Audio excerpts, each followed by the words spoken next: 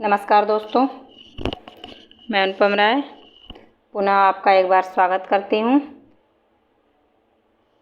आज नवरात्रि के प्रथम दिन आप सभी को हार्दिक शुभकामनाएं देती हूँ और माता रानी से प्रार्थना करूँगी कि सभी स्वस्थ और सकुशल रहें। देखिए, हम व्याकरण के अंग के बारे में पढ़ रहे थे। व्याकरण के कौन कौन से भेद होते हैं, तो हमने 2 पढ़ लिया था, उसमें वर्ण विचार, शब्द विचार।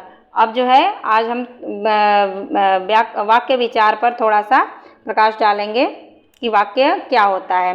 देखिए, वाक्य का जो हम कह सकते हैं कि शब्द जब विस्तृत होता है तो वाक्य का जो है रूप ले लेता है।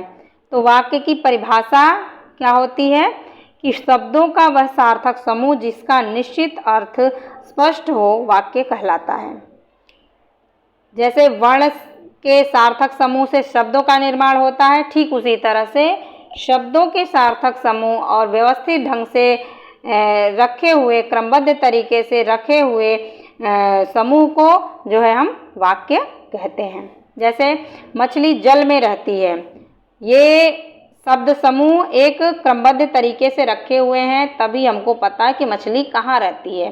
अगर इसे अस्पष्ट तरीके से रख दिया जाए तो इसका यह एक निश्चित स्वरूप नहीं निकल के आएगा, निश्चित अर्थ नहीं निकल के आएगा, जो कि आपका ये वाक्य निरर्थक साबित हो जाएगा और जिस उद्देश्य के लिए आपने इस वाक्य की रचना की है वो उद्देश्य आपका सफल नहीं होगा। अब हम आगे देखते हैं कि वाक्य के अंग।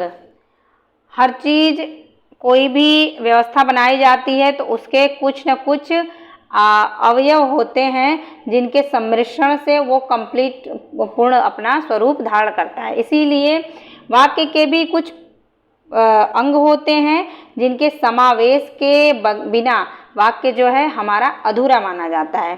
तो वाक्य के मुख्यतः 2 अंग होते हैं, उद्देश्य और विधेय।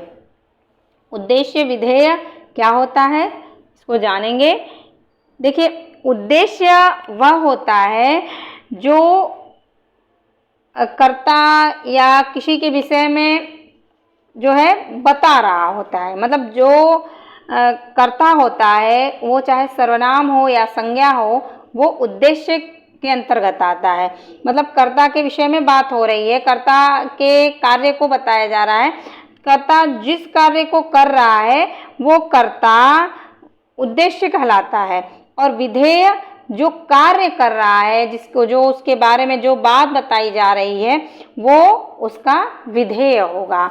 जैसे यहाँ पे एक उदाहरण दिया हुआ है कि गीतांजलि एक समझदार लड़की है। यहाँ पे गीतांजलि के विषय में ये बातें बताई गई और ये बातें किसके विषय में बताई गई, गीतांजलि के विषय में। तो जिसके बारे में बातें कही जा रही हैं वो उद्देश्य हो गया और जो बातें बताई जा रही हैं वो उसका विधेय होगा। जैसे अभी ये कहते हैं गीतांजलि कविता पढ़ रही है, तो गीतांजलि यहाँ भी उद्देश्य हो जाएगी, उसका कविता पढ़ना विधेय के अंतर्गत आ जाएगा। तो कहने का तात्पर्य है कि वाक्य का जो भाग होता है, जो अंग होता है, उद्देश्य और विधेय एक दूसरे की पूर्ति करते हैं। मतलब कि जो करने वाला, कार्य करने वाला कर्म को जिस ढंग से कर रहा है, जो भी उसका कर्म है वो उसके विधेय कहलाते हैं और जो मुख्य रूप से करने वाला है, चाहे वो संज्ञा है या सर्वनाम है, वो क्या होता है, उद्देश्य होता है।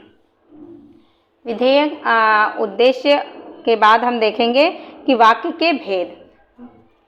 तो वाक्य 2 आधारों पर बांटा गया है। पहला है अर्थ के आधार पर, दूसरा है रचना के आधार पर। जैसे आपने पिछली वीडियो में शब्द को देखा कि शब्द किन किन आधारों पर बटे थे, तो उसके अंतर्गत कैसे कैसे शब्द जो है आते थे। इसी तरह से वाक्य मुख्यतः 2 आधार पर बटा हुआ है। प्रथम है अर्थ के आधार पर, दूसरा है रचना के आधार पर। तो अब इनके अंतर्गत कौन से वाक्य आते हैं, उनका कैसा उदाहरण होता है, उनका कैसा स्वरूप होता है, इसको जो है हम अगली वीडियो में पूर्णतः स्पष्ट करेंगे। तब तक के लिए आपको बहुत बहुत धन्यवाद।